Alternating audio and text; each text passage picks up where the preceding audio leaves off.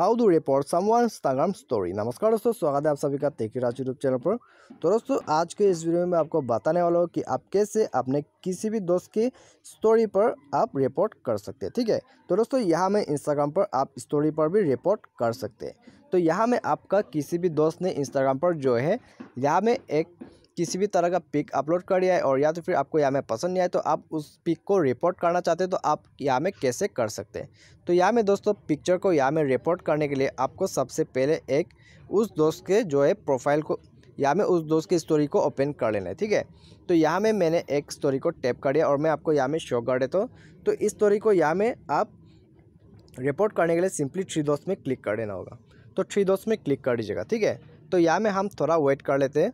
तो उसके बाद आप यहाँ में दोस्तों देख सकते हैं रिपोर्ट का ऑप्शन। ठीक है, तो यहाँ में आप रिपोर्ट कर सकते हैं। तो रिपोर्ट में सिंपली क्लिक कीजिएगा और उसके बाद दोस्तों आप यहाँ में choose a reason for reporting this post. तो यहाँ में आप स्पैम की रिपोर्ट भी कर सकते हैं या तो फिर इनएप्रोप्रिएट रिपोर्ट कर सकते हैं। ठीक है, तो दोस्तों इस तरह से जो है आप अपने इंस्टाग्राम पर किसी भी दोस्त के स्टोरी पर रिपोर्ट कर सकते हैं। उम्मीद करते हैं आपको वीडियो पसंद आएगा। Thanks for watching.